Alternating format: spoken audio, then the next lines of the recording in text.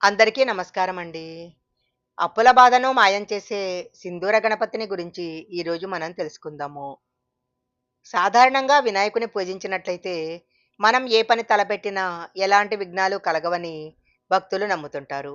అందుకే ఏ పూజ చేసినా, ఏ వ్రతం చేసినా గణపతి పూజతోనే ప్రారంభం చేస్తారు. అయితే ఎంత కష్టపడినా చాలీ చాలని ఆదాయంతో ఆర్థిక ఇబ్బందులు బాధపడేవారు, ఐశ్వర్యం కావాలి అని కోరుకునేవారు ఎలాంటి గణపతిని ఆరాధించాలో ఇప్పుడు తెలుసుకుందాము. జ్యోతిష్క శాస్త్రంలో ఒక్కొక్క సమస్యకు ఒక్కొక్క గణపతిని పూజించాలని తెలియజేయబడింది.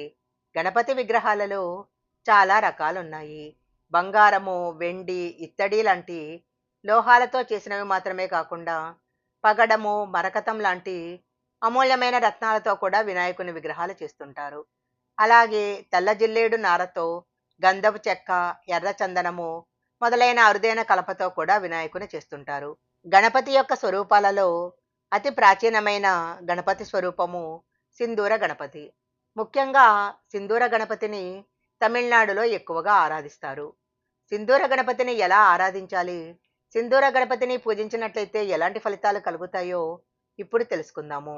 జ్యోతిష్క శాస్త్రంతో పాటు వాస్తుశాస్త్రం కూడా సింధూర గణపతి పూజకు పెద్దపీట వేయటం జరిగింది.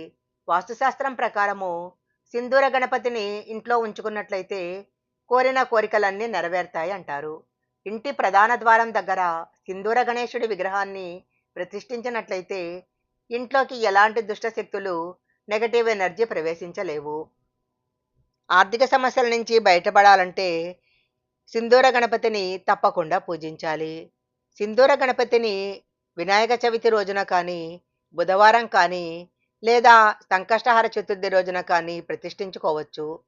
సింధూర గణపతిని ప్రతిష్ఠించాలనుకునేవారు గణపతిని ఇంటికి తెచ్చుకునే ముందు గణపతి తొండం ఎడమవైపు ఉండేలా చూసుకోవాలి.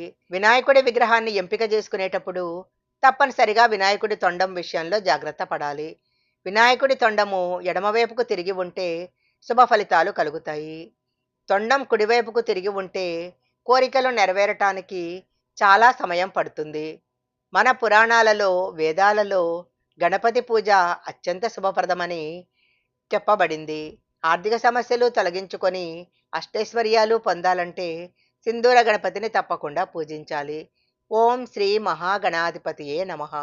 ఈ వీడియో గనక మీకు నచ్చినట్లయితే లైక్ చేయండి, షేర్ చేయండి. ఇలాంటి మరిన్ని వీడియోల కోసం మా ఛానల్ సబ్స్క్రైబ్ చేసుకోండి. పక్కనే ఉన్న బెల్ ఐకాన్ని యాక్టివేషన్ చేసుకుంటే మేము పెట్టే వీడియోలన్నీ కూడా మీకు ముందుగానే నోటిఫికేషన్గా వస్తాయి. మరొక మంచి వీడియోతో మళ్ళీ కలుసుకుందాం.